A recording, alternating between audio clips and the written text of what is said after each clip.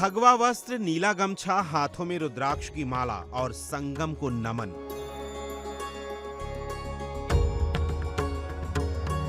महाकुंभ में असीम आस्था के बीच पीएम मोदी प्रयागराज पहुंचे और पूरी श्रद्धा के साथ उन्होंने पावन डुबकी लगाई और फिर भगवान भास्कर को अर्घ्य भी दिया। तो इस दौरान यूपी के मुख्यमंत्री योगी आदित्यनाथ लगातार उनके साथ रहे। पीएम मोदी यूपी के मुख्यमंत्री योगी आदित्यनाथ के साथ बोट में बैठकर संगम तक पहुंचे।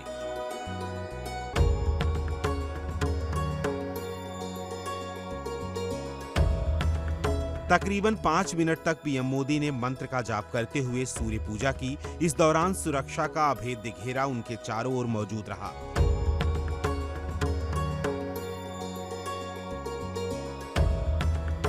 पीएम मोदी के महाकुंभ स्नान के दौरान किसी भी श्रद्धालु को किसी भी तरह की कोई दिक्कत ना रहे, इसका भी पूरा ख्याल रखा गया।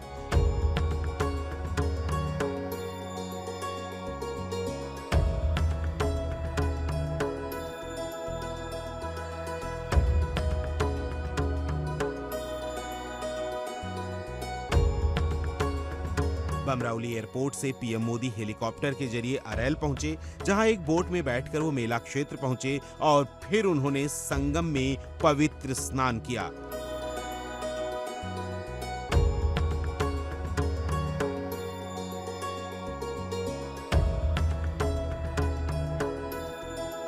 पीएम मोदी के आज के महास्नान को लेकर खुद सीएम योगी लगातार महाकुंभ क्षेत्र की हर हलचल पर अपनी निगाह बनाए हुए थे। महाकुंभ शुरू होने के बाद पीएम मोदी का ये पहला प्रयागराज दौरा था।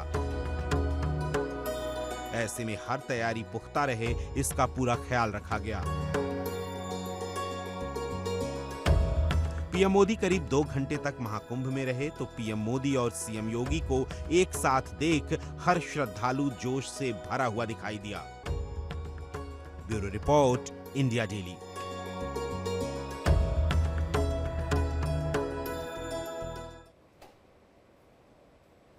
पीएम मोदी के प्रयागराज दौरे को लेकर जो खास बात रही वो थी कि इस बात का पूरा ख्याल रखा गया कि किसी भी श्रद्धालु को दिक्कत ना हो। पीएम मोदी ने संगम में आराधना कर पवित्र स्नान किया तो सनातन की वो तस्वीर भी सामने आई जिसे देखकर हर सनातनी बम बम हो गया। जी हां, 4 तस्वीरों के जरिए हम आपको दिखाते हैं प्रधानमंत्री मोदी की पूरी प्रयागराज यात्रा।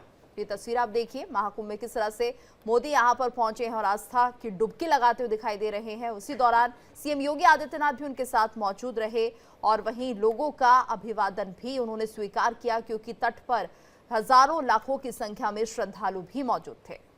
प्रधानमंत्री नरेंद्र मोदी महाकुंभ पहुंचे, जहां उन्होंने पूरे विधि विधान के साथ संगम में आस्था की डुबकी लगाई। इस दौरान सीएम योगी आदित्यनाथ लगातार उनके साथ रहे। वहीं प्रधानमंत्री नरेंद्र मोदी ने घाटों पर मौजूद श्रद्धालुओं को हाथ हिलाकर भी अभिनंदन किया। लेकिन इन 4 तस्वीरों के माध्यम से इस आस्था की डुबकी के मायने समझिए। महाकुंभ में जब प्रधानमंत्री नरेंद्र मोदी पहुंचे, जब भगवान सूर्य को वो आरती दिखा रहे थे, उस वक्त की तस्वीर पहली। दूसरी, जब महाकुंभ में स्नान कर रहे थे, डुबकी लगाई थी वो। तीसरी, योगी आदित्यनाथ पल पल प्रधानमंत्री नरेंद्र मोदी के साथ रहे। चौथी वो तस्वीर जब लोगों का अभिवादन प्रधानमंत्री नरेंद्र मोदी ने किया। लोग उनकी झलक पाने के लिए बेताब थे और हर किसी को प्रधानमंत्री नरेंद्र मोदी ने वहां पर अभिवादन करते हुए नजर आ रहे हैं। बिल्कुल, और ये तस्वीरें थी आस्था की, संगम की ये डुबकी। और ऐसे में जिस तरह से प्रधानमंत्री मोदी यहाँ पर पहुंचे हैं, पूरे विधि विधान के साथ यहाँ पूजा अर्चना की गई और उसके बाद आस्था की डुबकी लगाई गई। तो सीएम योगी आदित्यनाथ भी पल पल उनके साथ रहे।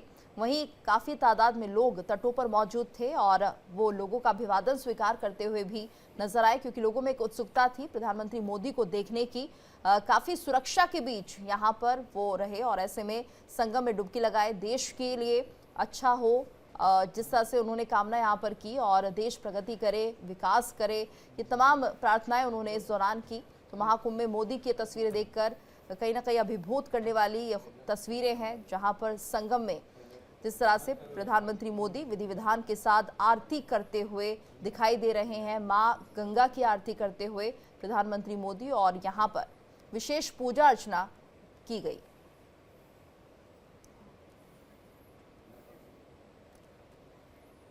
अखंड, देखिए किस तरह से प्रधानमंत्री मोदी आस्था की डुबकी लगा रहे हैं और उनकी इस तस्वीर को, उनकी इस छवि को देखकर हर कोई अभिभूत हो रहा है। और काफी इंतजार था कि वो महाकुंभ में आएंगे, लेकिन ये इंतजार 5 तारीख को पूरा होगा, ये शायद सोचा नहीं था। जी बिल्कुल, सभी को इंतजार था, प्रधानमंत्री के आने का इंतजार था। 13 दिसंबर का जब प्रधानमंत्री आए थे तब कुंभ की शुरुआत भी नहीं हुई थी और 1 महीना बाकी रह गया था। ठीक जब वो महाकुंभ की शुरुआत की, 13 जनवरी से महाकुंभ की शुरुआत हुई और इस बीच में एक हादसा भी हुआ जिसके चलते तमाम सियासत भी शुरू हो रही है। तमाम लोगों ने योगी सरकार को निशाने पर भी रखा, विपक्ष पूरी तरीके से योगी सरकार को निशाने पर रखने की कोशिश कर रहा है और लगातार सरकार को घेरने की कोशिश में लगा रहा। लेकिन जिस तरीके से सारे इंतजाम हुए, चाहे वो कुंभ के आयोजन के पहले के हों या कुंभ के आयोजन के दरमियान, आज भी उसको देखा जाए और जिस तरीके से मुख्य प्रधानमंत्री पहुंचे थे और दोनों के बीच में मुख्यमंत्री योगी आदित्यनाथ और प्रधानमंत्री नरेंद्र मोदी, इन दोनों लोगों के बीच में जो केमिस्ट्री दिख रही थी, दोनों लोग एक दूसरे के साथ बातचीत करते हुए जब वो पहुंचे थे, बोट से जब वो पहुंच रहे थे, तो वो तस्वीरें सबके सामने आई और ये पता चला कि किस तरीके से सब कुछ माहौल ठीक है और प्रधानमंत्री संतुष्ट भी दिख रहे थे। क्योंकि हादसा हो चुका है और आज का दिन ये भी था कि आज पोलिंग हो रही है दिल्ली विधानसभा चुनाव की और उत्तर प्रदेश में मिल्कीपुर सीट पे विधानसभा के उपचुनाव की पोलिंग हो रही है। इस पोलिंग के दरमियान एक राजनीतिक पर्व भी मनाया जा रहा है, एक राजनीतिक पर्व नहीं, ये पूरी तरह से धार्मिक यात्रा इसे कहेंगे अखंड, जो प्रधानमंत्री नरेंद्र मोदी की संगम में स्नान कर को लेकर उन्होंने की है। प्रदीप सिंह जी, नेता बीजेपी के, हमारे साथ जुड़े हुए हैं। प्रदीप जी, एक बड़ी खूबसूरत सी केमिस्ट्री हमें प्रधानमंत्री नरेंद्र मोदी में और उत्तर प्रदेश के मुख्यमंत्री योगी आदित्यनाथ में देखने को मिली है। जहां जहां प्रधानमंत्री नरेंद्र मोदी, वहां वहां योगी आदित्यनाथ हमें तस्वीरों में नजर आ रहे हैं। जी निश्चित तौर पे, लेकिन मैं थोड़ा सा कहूंगा कि आपने इतने सुंदर तरीके से इसको वर्णित किया। निश्चित तौर पे भारत के सांस्कृतिक विरोधियों के जो है ना, कई जगहों पे आग लगेगी। ठीक है, निश्चित तौर पे आस्था का पर्व है। ये दुखद रहा कि ये दुर्घटना हुई, लेकिन उससे आगे निकल करके आगे बढ़ना और एक सकारात्मक संदेश देना ही एक समाज के कुशल नेतृत्व की निशानी होती है। तो आदरणीय मोदी जी, आदरणीय योगी जी ने जो संदेश देने का प्रयास किया है, हमारा जो सनातन है वो पार्ट वे ऑफ लिविंग है। तो हमारे लिए कितना महत्वपूर्ण है कि हम अपने धार्मिक पर्वों को कितनी तन्मयता के साथ और किस संदेश के साथ मनाते हैं। तो निश्चित तौर पे जो मेजॉरिटी जनसंख्या है उसके लिए एक अच्छा संदेश है। बाकी लोकतांत्रिक व्यवस्था है, विरोधियों को परेशानी हो, आग लगे उनके मानस पटल पे, मेरा तात्पर्य कटाक्ष से है। मैं किसी की हानि नहीं चाहता इसमें, लेकिन निश्चित तौर पे यह बहुत ही सुंदर तस्वीर है। और आज इस समय में जहां पे कि हमारा अटेंशन स्पैन बहुत कम हो गया है, देश की युवा पीढ़ी, अभी कभी आपने कटाक्ष भी सुना होगा कि बहुत सारे युवा जो है वो एम्प्लॉयबल नहीं है। तो अगर वो वापस अपनी रूट्स पे आते हैं, अपनी रूट्स को पकड़ते हैं और उस वे ऑफ लाइफ में आते हैं, निश्चित तौर पे मेरा व्यक्तिगत तौर पे मानना है कि युवाओं को इससे जो है जो आकर्षण बनेगा, उनकी उपयोगिता और बढ़ेगी। खूबसूरत तस्वीरें निकल कर आई, लेकिन इसको लेकर थोड़ी राजनीति होती हुई भी दिख रही है। पूजा मिश्रा जी में हमारे साथ जुड़ी हुई है, प्रवक्ता एसपी की। पूजा जी, आपसे समझना चाहेंगे, क्योंकि कहा यह जा रहा है कि यहाँ पर थोड़ी सी राजनीति होती हुई दिख रही है इस तरह से कि पीएम मोदी जब पहुंचेंगे संगम में, तो ऐसे में जो नजरें होंगी सभी की उन्हीं पर होंगे और आज दिल्ली में चुनाव भी होना है। तो आपको क्या लगता है?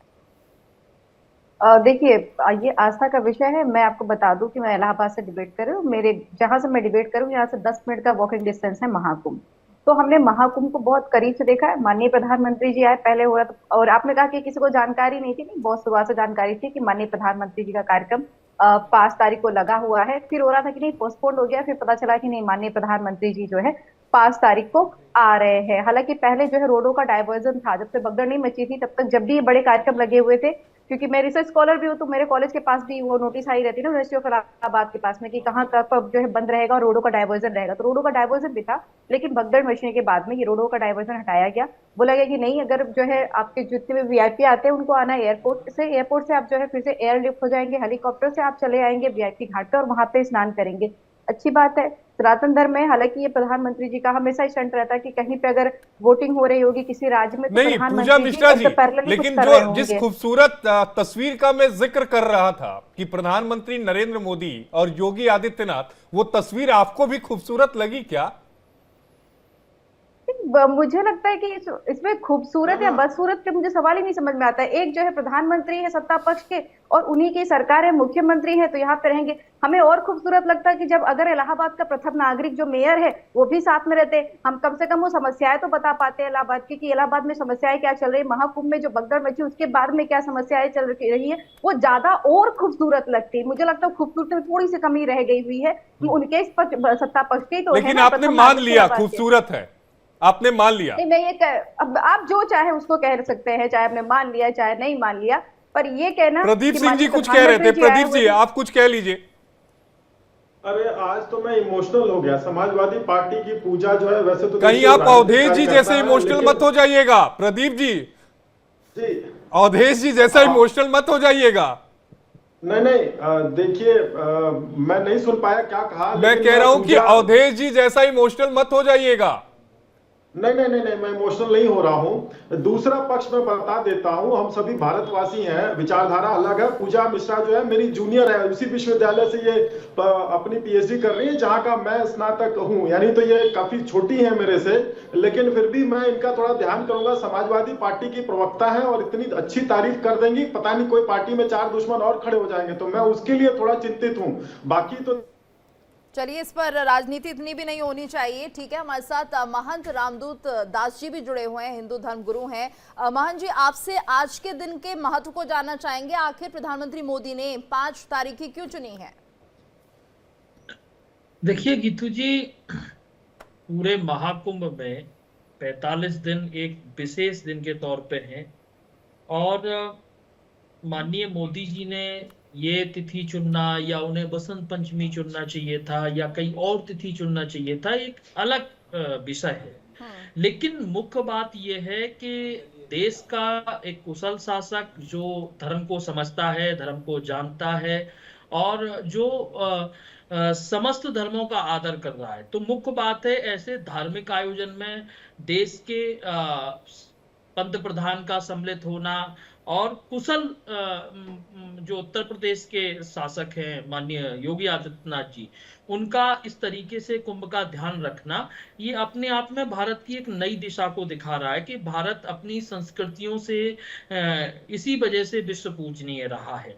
जब किसी भी धर्म के लिए, किसी भी वर्ग के लिए जब वहां की सरकारें अपना सहयोग करती हैं तो वो कहीं ना कहीं वो धर्म भी बढ़ता है, उसकी ख्याति भी बढ़ती है।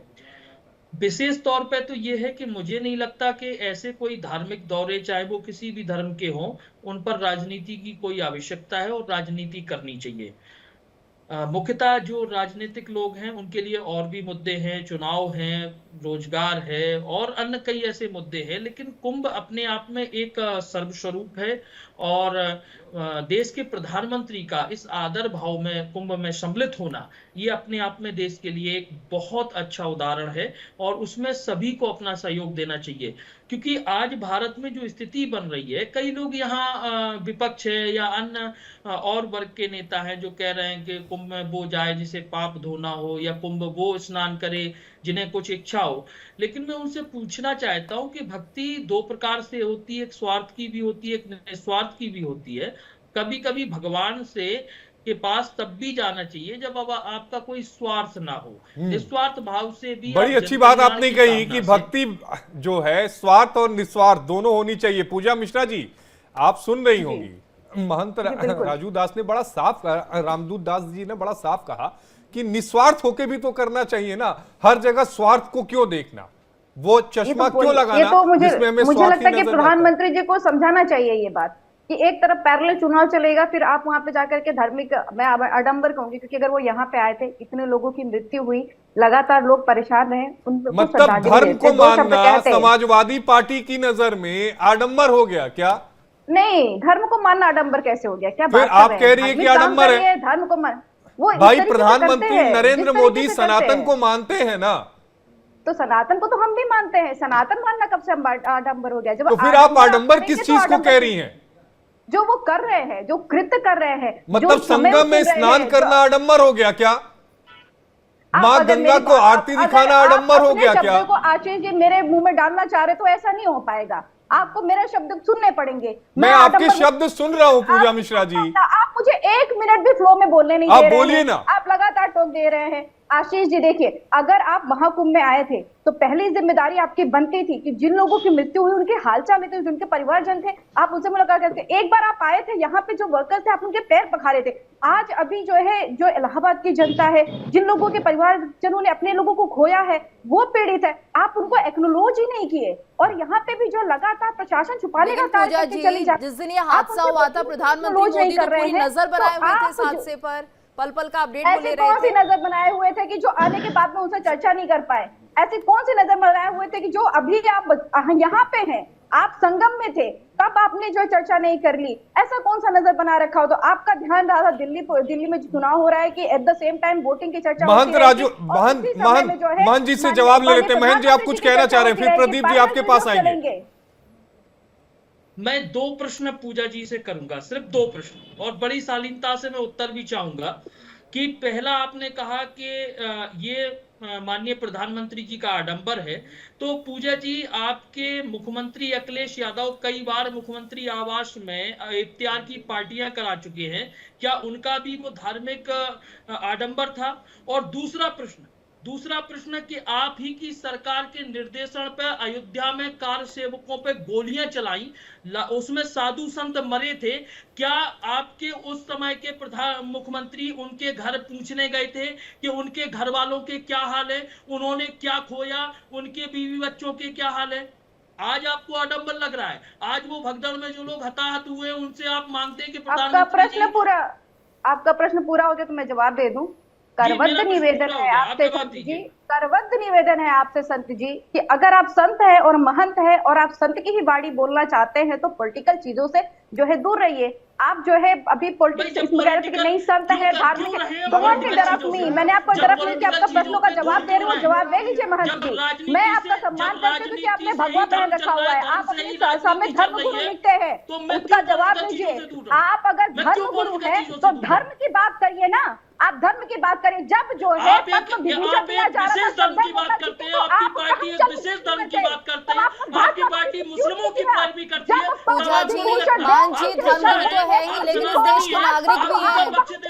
पूजा जी एक नागरिक भी है, वो इस देश के और सवाल उठा रहे हैं बस। ठीक है पूजा मिश्रा जी, ब्रेक पे जाने से पहले कुछ कह रही थी। पूजा जी आप अपनी बात को पूरी कर लीजिएगा, फिर मैं प्रदीप जी के पास जाऊंगा। देखिए आशीष जी, मुझे लगता है कि जो है धर्मगुरु जी कह रहे थे कि समाजवादी पार्टी जब श्रद्धेय नेताजी थे, तो मुझे लगता है कि जब श्रद्धेय नेताजी की बात करते हैं, हालांकि वो इस दुनिया में नहीं है, हम उन पे चर्चा नहीं करना चाहते, पर अगर श्रद्धेय नेताजी की बात करते हैं उनको आपत्ति होती है। तो जब पद्म विभूषण दिया जा रहा था तो इन लोगों को जो है भाजपा से प्रश्न पूछना चाहिए था कि एक तरफ तो आप कोठारी बंधु को भी अवार्ड देते हैं, दूसरी तरफ आप जो है श्रद्धेय नेताजी को जो है पद्म विभूषण देते हैं। ये किस तरीके की जो है, दोनों हाथों में आपको दोनों लोगों को लेकर के चलना है, ये बात निकल करके चली आती है। और अगर आप बात कर रहे हैं उसमें जो कार सेवकी की बात चलती है कि 30 लोगों की मृत्यु, तो उसके बाद में जो घटना घटित हुई थी, हमारी सरकार नहीं रही थी, तो आपको पता होगी 7 महीने तक लगभग जो है पूरा देश चला था। इसका जवाब दे दीजिए, फिर प्रदीप जी के पास जाऊंगा।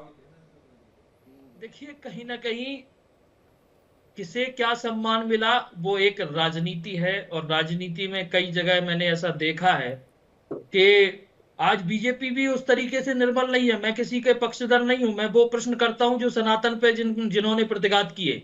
मैं बीजेपी से भी कई प्रश्न कर लेता हूं इस विषय में, लेकिन मुद्दा यह है कि अगर आपकी पार्टी, मैं सपा, कांग्रेस, कोई भी पार्टी हो, अगर आप किसी एक धर्म के विशेष हित कर रहेंगे, मैं लगातार प्रश्न पूछता रहूंगा, लेकिन अगर आप उतने ही सनातनी, उतने ही आप इस्लामिक रहेंगे, मुझे कोई दिक्कत नहीं है।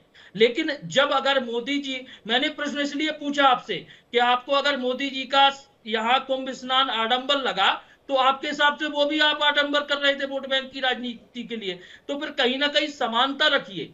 और हमें आडंबर तब नहीं लगता कि जिन लोगों की मृत्यु हुई उनके परिवारजनों से मिलते। पिछली बार इन्होंने जो मजदूर थे उनके पैर पखारे थे ना, तो क्या आज जो है देखिए, उनसे मुलाकात नहीं कर पूजा सकते जी, थे? पूजा जी, उनके पूजा दो जी, शब्द नहीं समझिए। सुन सकते थे?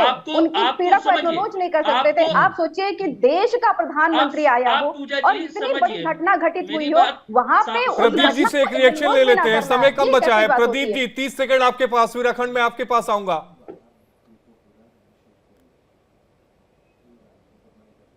प्रदीप जी, आवाज पहुंच रही है आप तक? एक बार बात प्रश्न आप रख दोहरा सकते देंगे हैं। प्लीज? जी। एक बार नहीं, प्रश्न आप कुछ दोहरा कहना देंगे? चाह रहे थे प्रदीप जी। जी देखिए, जो अभी इतनी चर्चा हुई उसके बाद जो है राजनीतिक चर्चाएं शुरू हो गई, तो मैं बताना चाहूंगा, देखिए समाजवादी पार्टी का अस्तित्व ही एक सनातन पे घात करके, उनके प्रश्न चिन्ह उठा करके और अपने हर पार्टी को अपने अपने मतदाताओं को यह समझाना पड़ता है कि ठीक है, हम आपके लिए लड़ रहे हैं, हम आप ही के लिए हैं, हम सब कुछ करेंगे आपके लिए। तो समाजवादी पार्टी से इस प्रश्नों की अपेक्षा कोई अनपेक्षित या नहीं था। ऐसे प्रश्न आएंगे, ये तो नेचुरल था कि ये इस प्रकार के प्रश्न तो होंगे ही होंगे। लेकिन ये थोड़ी देर से ये बहुसंख्यक जो जनता है देश की या मतदाता है, उनके लिए थोड़ा सा सामने नहीं स्थापित कर सकते। इनको हमारे शुभ अवसरों पे जरूर चेहर बोलना है, इनको आग उगलनी है, ताकि इनका जो मतदाता है वो इनडायरेक्टली अपीसमेंट, इनको जिन लोगों की मृत्यु हुई ना यहाँ पे सब अखंड सनातनी 30 थे, सेकंड, सबके अखंड अंदर आस्था आखिरी था। कमेंट आपसे, शो वाइंड अप करना है।